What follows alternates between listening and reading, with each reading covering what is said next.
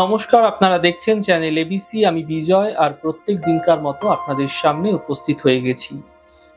আজ আমি আপনাদের সঙ্গে এখন আলোচনা করব আপনার জন্মকুষ্ঠী সাপেক্ষে কেতু যদি আপনার ক্ষেত্রে অশুভ প্রভাব যুক্ত হয়ে রয়েছে, এমন ক্ষেত্রেই কেতুর অশুভ প্রভাব থেকে বাঁচতে আপনারা কি করবেন। প্রথমে আলোচনা করব আপনাদের সাথে, যদি আপনার লগ্নে কেতু অবস্থান করছে এবং এই কেতু আপনাদের ক্ষেত্রে অত্যন্ত অশুভ রয়েছে, তাহলে আপনারা কি করবেন।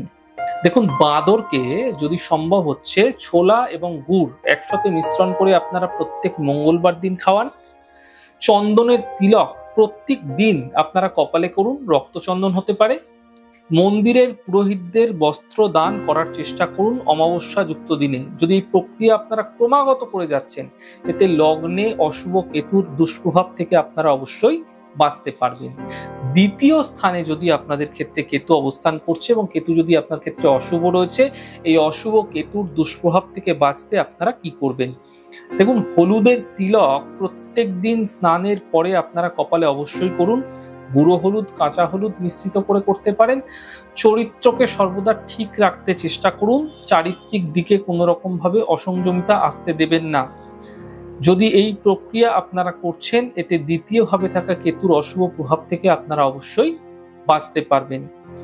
যদি আপনার জন্মকুষ্ঠী সাপেক্ষে তৃতীয়ভাবে কেতু রয়েছে এবং সেই কেতু আপনাদের ক্ষেত্রে অত্যন্ত অশুভ প্রভাবশালী হয়ে রয়েছে, অশুভ ফল প্রদান করছে, এমন ক্ষেত্রে আপনারা কি করবেন। 1 কেজি গুড় এবং 1 কেজি আতপ চাল পূর্ণিমা তিথিযুক্ত দিনে ভোরবেলা বহমান নদীতে প্রবাহিত করে দিতে হবে এবং প্রত্যেক দিন তুলসী পাতা দিয়ে নারায়ণের পুজো দিন, নারায়ণের চরণে তুলসী পাতা দিন। এই প্রক্রিয়া ক্রমাগত যদি আপনারা করে যেতে পারেন, এতে কিন্তু আপনাদের তৃতীয়ভাবে থাকা অশুভ কেতুর দুষ্প্রভাব থেকে আপনারা বাঁচতে পারবেন। দেখুন, যদি আপনার জন্মকুষ্ঠী সাপেক্ষে চতুর্থভাবে অশুভ কেতুর দুষ্প্রভাব রয়েছে, এমন ক্ষেত্রে আপনারা কি করবেন।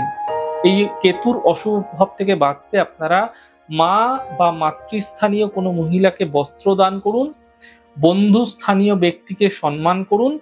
যদি এই প্রক্রিয়া আপনারা করছেন, এর মাধ্যম দিয়ে কিন্তু চতুর্থ স্থানে থাকা কেতুর অশুভ প্রভাব থেকে আপনারা বাঁচতে পারবেন।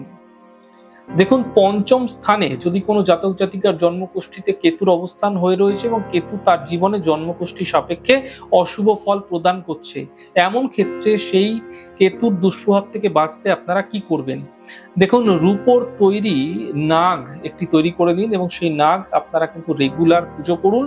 কোনো ছোট বাচ্চা ছেলেকে লেখাপড়ার কোনো বস্তু উপহার দিন, যে কোনো কেতুর নক্ষত্রযুক্ত দিনে অথবা শনিবারে।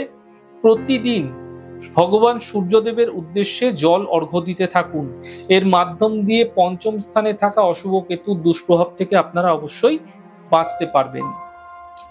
ষষ্ঠ স্থান, জন্মকুষ্ঠী সাপেক্ষে যদি ষষ্ঠ ভাবের উপরে কেতুর অবস্থান হয়ে রয়েছে এবং কেতু ষষ্ঠ ভাবে দুষ্প্রভাব যুক্ত হয়ে রয়েছে, নেতিবাচক ফলগুলি আপনাকে দিচ্ছে, এমন ক্ষেত্রে আপনারা কি করবেন। আপনাদের মাথায় রাখতে হবে, বিড়ালকে কিন্তু কখনো আপনারা আঘাত করবেন না, ভুল করেও না।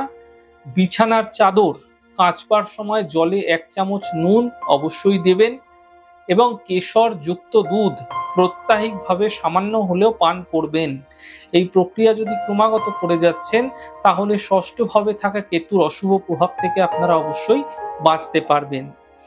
যদি কোনো জাতক জাতিকার জন্মকুষ্ঠী সাপেক্ষে সপ্তম ভাবে কেতুর অবস্থান হয়ে রয়েছে, এই কেতুর দুষ্প্রভাব তার জীবনে অবশ্যই পড়ছে। এই দুষ্প্রভাব থেকে বাঁচতে আপনারা কি করবেন। দেখুন, ভুল করেও কখনো কিন্তু কাউকে মিথ্যা প্রতিশ্রুতি দেবেন না। বৃহস্পতিবার দিন ভগবান গণেশের উদ্দেশ্যে লাড্ডু অর্পণ করতে থাকুন। একটি হতে পারে, কিন্তু প্রত্যেক বৃহস্পতিবার এই প্রক্রিয়া আপনাকে করে যেতে হবে। এর মাধ্যম দিয়ে সপ্তম ভাবে থাকা অশুভ কেতুর দুষ্প্রভাব থেকে আপনারা অবশ্যই বাঁচতে পারবেন। দেখুন, কোনো জাতক জাতিকার অষ্টম ভাবে যদি কেতুর অবস্থান হয়ে রয়েছে এবং সেই কেতু তার ক্ষেত্রে নেতিবাচক নেগেটিভ ফল দিচ্ছে, এমন ক্ষেত্রে আপনারা কি করবেন। দেখুন, একটি কুকুরকে পোষ্য হিসেবে রাখতে পারেন অথবা বাড়ির কাছাকাছি কোনো কুকুরকে প্রত্যেক দিন সেবা করতে পারেন। গণেশের পুজো প্রত্যাহিকভাবে করতে থাকুন, প্রত্যেক দিন করুন এবং যে কোনো ভিখারিকে আপনারা খাবার কিন্তু দান করতে পারেন। এর মাধ্যম দিয়ে কিন্তু অষ্টম ভাবে থাকা কেতুর অশুভ প্রভাব থেকে আপনারা অবশ্যই বাঁচতে পারবেন। নবম স্থানে যদি কোনো জাতক জাতিকার জন্মকুষ্ঠী সাপেক্ষে কেতুর অবস্থান হয়ে রয়েছে এবং কেতু অশুভ প্রভাব তার জীবনে দিচ্ছে, এমন ক্ষেত্রে এই কেতুর দুষ্প্রভাব থেকে বাঁচতে আপনারা কি করবেন? দেখুন, ঠাকুরের যে স্থান রয়েছে সেখানে গণেশের সামনে চৌকো একটি সোনার প্লেট রাখুন। ছোট্ট হতে পারে, অর্থাৎ চৌকো ছোট্ট, আপনারা কিন্তু একটি টুকরো রাখতে পারেন। এবং যে বড় ভাই রয়েছে, আপনার যদি বড় ভাই থেকে থাকে, বড় বোন থেকে থাকে, যদি নাও থেকে থাকে, আপনার পরিচিত যারা আছে সেই সমস্ত বড় ভাই বোনেদের আপনারা অবশ্যই কিন্তু সম্মান করুন। শ্বশুরকে মাসে একদিন ভোজন করান। যদি আপনার শ্বশুর না থাকছে, আপনার বাড়ির কাছাকাছি কোনো বৃদ্ধ লোককে অবশ্যই একদিন ভোজন করান। এই প্রক্রিয়ার মাধ্যম দিয়ে নবম স্থানে থাকা কেতুর অশুভ প্রভাব থেকে আপনারা অবশ্যই বাঁচতে পারবেন। দেখুন, যদি কোনো জাতক জাতিকার জন্মকুষ্ঠী সাপেক্ষে দশম ভাবের উপরে কেতুর অবস্থান হয়ে রয়েছে এবং সেই কেতু আপনাদের ক্ষেত্রে নেতিবাচক, অর্থাৎ দুষ্প্রভাব দিয়ে যাচ্ছে, এমন ক্ষেত্রে আপনারা কি করবেন? দেখুন, আপনারা কিন্তু প্রতিদিন সোমবার, বৃহস্পতিবার নিরামিষ ভোজন করবেন। প্রতিদিন না করলেও যদি প্রত্যহ মধু সেবন করছেন তা অত্যন্ত শুভ হতে পারে। এবং একই সাথে কালো কুকুরকে আপনারা রুটি খাওয়াতে থাকুন প্রত্যাহিকভাবে।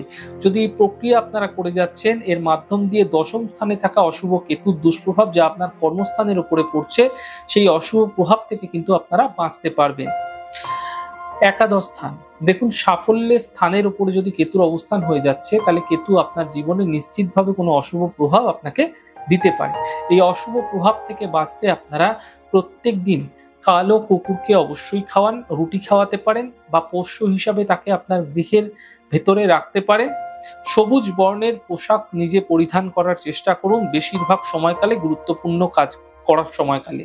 যদি এই প্রক্রিয়া আপনারা মেনে চলছেন, এর মাধ্যম দিয়ে একাদশ স্থানে থাকা অশুভ কেতুর দুষ্প্রভাব থেকে আপনারা অবশ্যই বাঁচতে পারবেন। দেখুন, দ্বাদশ স্থান, অর্থাৎ যদি কোনো জাতক জাতিকার জন্মকুষ্ঠী সাপেক্ষে দ্বাদশ স্থানে কেতুর অবস্থান হয়ে রয়েছে, এই কেতু তার জীবনে দুষ্প্রভাব দিচ্ছে, অশুভ প্রভাব দিচ্ছে, এমন ক্ষেত্রে এই অশুভ প্রভাব থেকে বাঁচতে আপনারা নিজের চরিত্রকে ঠিক রাখার চেষ্টা করুন। অযথা মিথ্যে কথা বলবেন না, অযথা ভুলভাল কথা বলবেন না। মন্দিরে আতপ চাল দান করতে পারেন প্রত্যেক বৃহস্পতিবার। এই প্রক্রিয়ার মাধ্যম দিয়ে আপনাদের জীবনে দ্বাদশ স্থানে অশুভ কেতুর যে দুষ্প্রভাব আপনার জীবনে পড়ছিল, সেই অশুভ প্রভাব থেকে আপনারা অবশ্যই বাঁচতে পারবেন। তাহলে আজ আমি আপনাদের সঙ্গে এখন আলোচনা করলাম, কেতু আপনার জন্মকুষ্ঠী সাপেক্ষে যে কোনো ভাবেই বসে থাকুক না কেন, যদি সে পীড়িত থাকে, তাহলে সেই পীড়িত কেতুর দুষ্প্রভাব থেকে বাঁচতে আপনারা কি এমন পন্থা অবলম্বন করবেন যার মাধ্যম দিয়ে কেতুর অশুভ প্রভাব থেকে আপনারা সহজেই রেহাই পেতে পারেন। আমাদের এই ছোট ছোট আলোচনাগুলি যদি আপনাদের ভালো লাগছে, সেক্ষেত্রে কিন্তু লাইক করতে, কমেন্ট করতে, সাবস্ক্রাইব এবং শেয়ার করতে বন্ধুদের সঙ্গে ভুলবেন না। অনেক ভালো, সুন্দর, সুস্থ থাকুন। আগামী পর্বে দেখা হবে। নমস্কার।